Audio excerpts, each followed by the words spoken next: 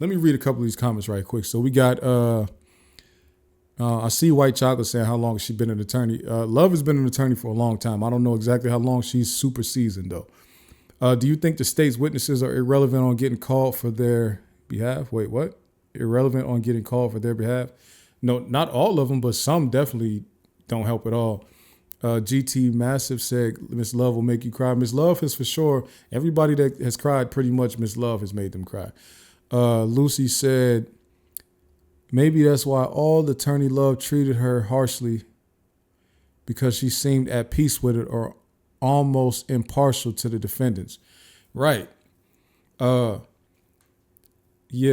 She definitely is not a friend to people who are not enemies of YSL.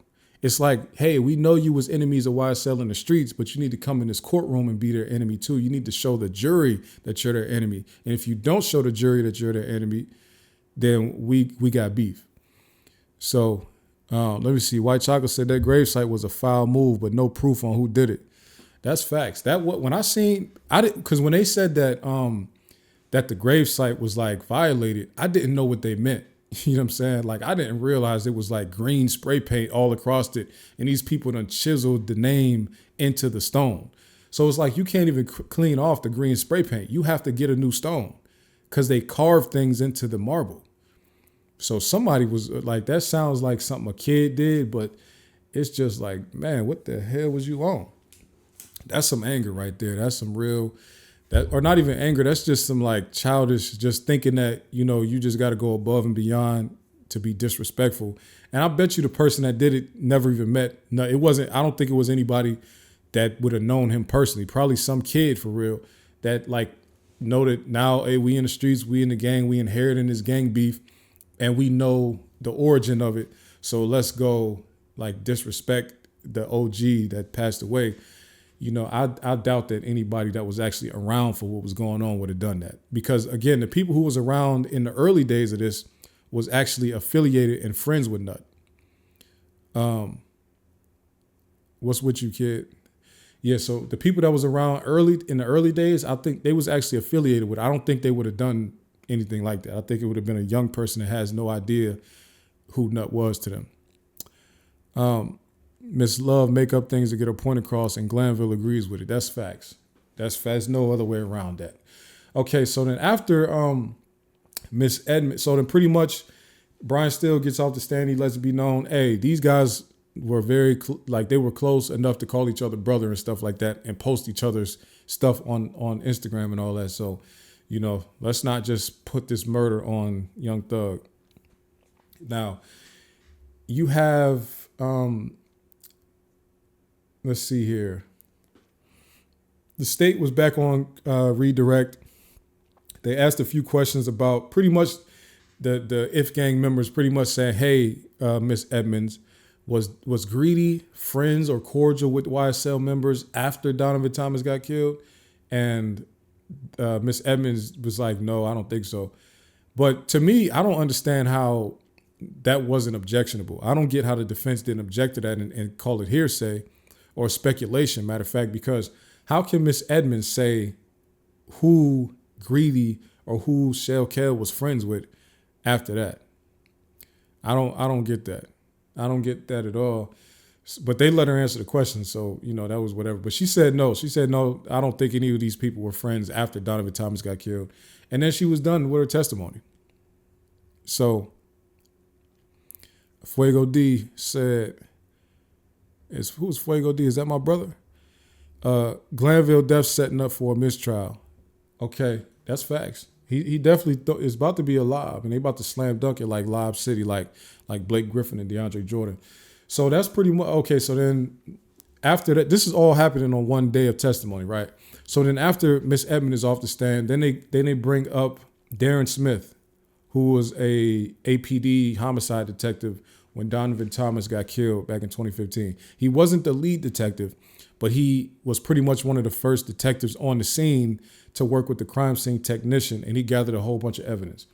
So pretty much they spent all afternoon talking to him about just what he saw when he got there, what he was investigating. And it wasn't that he didn't witness the crime, so he pretty much came to the scene of the crime where he was not picking up shell, but he was he directed the crime scene technician to take pictures of all these different areas, take pictures of the vehicles that have been shot, take pictures of maybe blood splatters, take pictures of, bullet holes maybe in the barbershop windows. Just pretty much everything surrounding the crime scene. That's pretty much all he was there for. So because he wasn't the lead detective, he's probably not going to get into much of the background of what they did to try to solve the murder. Actually, they never solved the murder. So he never solved the murder. They never solved the murder. So there's only so far that any of this testimony from police officers in this Donovan Thomas case could even go. They don't really have that much information. Only thing they have is YSL members or former YSL members or former YSL affiliates to come testify. And with them starting to get into the meat and potatoes of this Donovan Thomas murder, now we're about this. Kenneth Copeland should be coming up very soon. So be ready for some like bombshell testimony, because Kenneth Copeland was the one saying that pretty much Young Thug gave us the rental car so that we can go do it, so we can go do the shooting. And when we left from doing the shooting, we like drove down the street and around the corner, and we met back up with Young Thug and told him that it was done. Pretty much that was the story that I remember Kenneth Copeland giving. Pretty much saying we did this because he told us to do it, and he was even like he was close by as we did the shooting. I don't know if he's gonna come in the courtroom and say that, but if I'm not mistaken, I'm pretty sure that's what it's documented that he said that. So this is about these next couple weeks as they deal with this particular overt act. It's about to get very interesting. Now, the Thug is not actually charged in this overt act. Like I said before, Thug's charges are just count 1, the RICO, and then whatever, 156 or 66, whatever, the gang charge. He's not charged in the Donovan Thomas murder. And again, a lot of these other charges that they have been hit with in this RICO case, they've been convicted and went to jail and been punished for them already. This one, though, is one that has remained a cold case for almost 10 years. And not because they haven't had any leads on stuff. It's because the people that they have snitching have been deemed untrustworthy and supreme liars. So they couldn't even go forward because there's no other witnesses. Now, like I said last week, when I heard one of those 911 calls, 911 calls, there was police in the background talking to somebody, and they said, "What about those other people that got shot? Are they in the same condition as this?" So, like I said, somebody was there, somebody else got hit, and they got away, and they know who did it, but they're never going to the police because they want blood. So, let me read some of these comments here. Miss Shantae, she just wanted the facts on what happened to her son. Miss Love just wanted to use their loss as a pawn. Facts. Can still go over Glanville's head to get the mistrial approved. No, he can't. The attention they now have is an error. Yeah, who is they when you say they now have? Who are you talking about? I just don't feel like he was that stupid to rent a car. He might as well have them in his car. Gave them his car, I'm assuming you meant.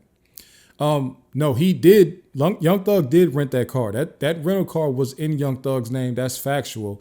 The whole thing about the dispute now is that Young Thug, being a millionaire, being somebody that takes care of many people, he would rent cars and just have them at his house, or he would own cars and just have them at his house. His friends had the freedom to come and go in cars at his home as they pleased. Pretty much. Trontavia Stevens confirmed that. Pretty much they didn't even have to ask Young Thug. If they was over his house and he had a car there, if he wasn't using the car, they could take the keys and take the car. So that's pretty much what they're trying to say happened with this rental car, right? So they're trying to say that one of the friends took the rental car, they went and did something, or not even that they went and did something. It's just that Brian Steele is just establishing the fact that saying that Young Thug rented this car is not proof that Young Thug was involved in anything that happened with his friends in that car, right? Namely because, like I said, there's no witnesses to this crime. There's no witnesses that have come forward to talk to the police with this crime, except for people who were supposedly in YSL and had knowledge because they were in the car that did the shooting, right? and they have been deemed untrustworthy. So that's why nobody has gone to prison for this. But Brian Still is just trying to establish that his client was not involved. And again, the defense has to work hard on this one specifically because nobody has ever been convicted for it. So you don't want to come out of this, you get out of the RICO case, but then now enough information has been found out in this RICO, and now they come back and just try to straight up charge you for conspiracy to commit murder against Donovan Thomas, right? So you definitely want to, they want to cross all T's and dot all I's when it comes to this specific overt act. They want to make sure that Young Thug's lawyer, Brian Still, wants to make sure that he distances Young Thug as far away from this as possible. I'm super interested to find out, though, what is Kenneth Copeland going to say when he gets up there. I think he's the only one that they I don't even, look, y'all got to think about this. We talking about 9 years. We talking about a murder of like as far as Atlanta goes, this was a high profile person because this was like a known gang leader. And also this was a person that had ties into the music industry and ties to people like Cash Money, Lil Wayne and Rich Homie Quan and Young Thug. So this was a high profile murder. They haven't been able to solve that in 9 years. So this is for them to not have any witnesses or any convictions, not even a trial in all of these years for this. That's big. That's saying something. So they don't have anything is what I'm trying to get at. They don't have any evidence. They only have Kenneth Copeland. Nobody else is giving them anything, right? So keep that in mind as we go forward. And this Darren Smith guy, all he did was pretty much take pictures and everything. He doesn't know anything. He doesn't know any information. Again, when Gaither was up there and when Dennis was up there, they said they even tried to get surveillance footage from around the incident. There's no video of any of it, right? So literally there's nothing. They have nothing.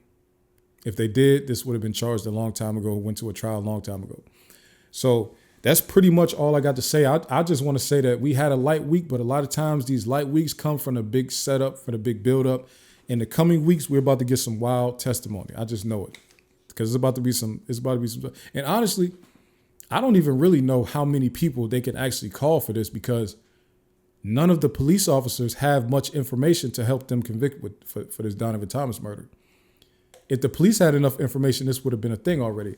And they don't really have witnesses. I don't think they're going to call anybody that was in the barbershop and make them come in there and say who they saw or whatever. They don't know anything. They didn't see anything. They just know that somebody got shot. They went outside, found him on the ground. So